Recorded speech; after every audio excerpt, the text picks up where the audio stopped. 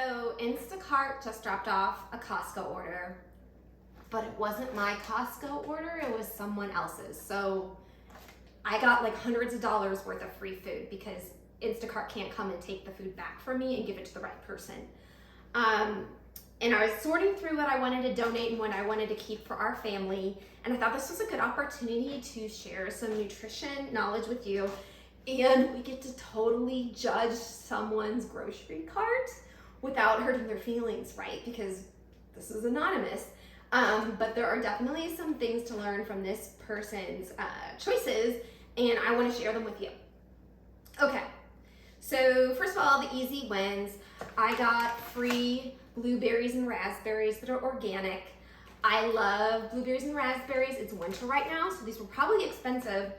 And I only buy berries organic because they are highly laden with pesticides. If I can't budget for organic berries, I get them frozen and organic that way. Or I just get another fruit, because a fruit that I can wash and peel, because I'm concerned about the pesticide exposure for me and my children. And I got organic green beans. Green beans are kind of middle of the road as far as pesticides go, so you could choose to buy non-organic if you wanted to save some money and just wash them really well. But they're not like on the Dirty Dozen, which is the list of like the most pesticide-laden produce items. So you could go either way, but I got organic ones free. Thank you, Instacart. Okay, let's move on. Now, at first I was really excited about this product. It's like a veggie straw. So they're kind of like veggie-based chips. I thought this would be a great way to get my kids to eat like some kind of vegetable, because that is such a struggle. So anyways, then I looked at the ingredient list, and the main ingredients are potato starch, potato flour, and canola oil. So you get down about 12 ingredients all the way at the bottom. The last 3 ingredients are spinach, tomato paste, and beetroot. So this really doesn't have much in the way of vegetables in it. Except for potato, and my kids will eat an oven fry or a baked potato, so I don't really see any point in feeding this to them, and I don't want to eat it either because there's no real nutrition win here. So I'm going to donate these. Okay, moving on. These Simple Mill almond flour crackers are really tasty. They are gluten-free, and they have 3 grams of protein in a serving. Plus they have some fats because there's almond flour in it. And I like the ingredient list as far as like a packaged food goes. It's a real simple ingredient list. A nut and seed flour blend, tapioca starch, cassava flour, organic sunflower oil, sea salt, and some spices. Okay, so this is a nice cracker both because it has a nice blend of all 3 macronutrients in it. If you just paired this with a little bit of protein, it could be kind of a pretty balanced meal. I gave this to my kids in their bento box today with some turkey, and they seem to be pretty psyched about it. So we're keeping this.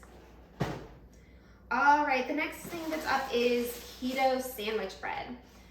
For some people with PCOS who like the food style, the menu style of keto, keto works for them. For some, it doesn't. I'm not a huge proponent of keto, but it's not like I'm totally anti-keto.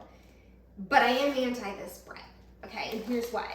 It's made out of a modified wheat starch, wheat gluten, oat fiber, wheat protein isolate, and inulin. Okay, so this is a highly refined, what I like to call Frankenfood, as in Frankenstein food. And yes, it is low carb and higher fat. So if you're on keto and you're dying for bread, I guess you could eat this, but it's really not that healthy.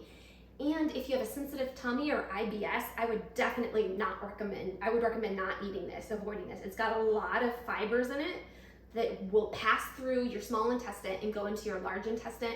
And in people with IBS, these type of fibers tend to give you gas. So that's something to be aware of. So I'm going to give this away on my local Facebook marketplace to someone who's keto and wants it. Next up, another food that kind of, to me, is like this keto bread. It's a Frankenfood. There's no real good reason to eat it. I got 4 of these flights of gourmet vegan cheeses. Now, if you're vegan and you're dying to eat some cheese, my first suggestion would be try a nut cheese. These cheeses, their main ingredient is just coconut oil, water, and food starch. So basically it's like a super processed version of coconut oil, which isn't an unhealthy oil in and of itself. But when you get something that's been just so refined and processed like this, you're really not looking to eating something for the nutritional benefit. You're eating this because you're vegan and you're dying to eat cheese and you can't find or don't like nut cheese. So this is nothing I would run out to the store to get. Okay, this is a sriracha flavored rice cake, like mini rice cakes. My husband loves sriracha, so he like dug right in and already opened it. So we're keeping it, but not really that nutritious. It's refined sticky white rice and palm fruit oil. Palm oil, most of the time it isn't sustainably sourced. It's not particularly good for you. It doesn't have like the good types of fats. This also has some cane sugar and a bunch of spices in it. So nothing about this to me says buy it because it's nutritious. But you know, if you like sriracha like my husband does, maybe it's worth the compromise, so that's okay. The last thing we got was this True Woman, or True Bar. Yeah, by True Woman is the name of the company. I guess it's a woman-owned company. These are plant-based, and the macronutrient profile is okay-ish. 190 calories, you get 12 grams of protein, 24 grams of carbs, 6 grams of fat. It does have 7 grams of added sugar, which is pretty high, but not outrageous. Some protein bars are much, much, much worse. It's made with a blend of pea and rice protein, which is a good blend. It's probably the best blend you're gonna find in a plant-based protein. And most of the ingredients on here are minimally processed for a protein bar, but the reality is most protein bars are highly processed and they're either gonna come with sugars like this one or a sugar substitute. So this would not be my first choice in protein bars, but we actually opened it up and tasted it. They taste okay, so we might end up donating this. I don't really see us eating this. But I'm not a big protein bar eater anyways. I work from home, so I don't have a lot of like eating on the go situations anyway. And I just like the way unprocessed foods taste. I don't really like to buy very many of these highly refined foods. So when my Costco order comes in, I will make another video about the foods I chose and why. And I will give you my budget tips as well. So hit subscribe so that you don't miss that video or any of my free workouts that I load on here every month. And if you're looking for additional tips to thrive in spite of PCOS, this is the place to be. So thank you for stopping by.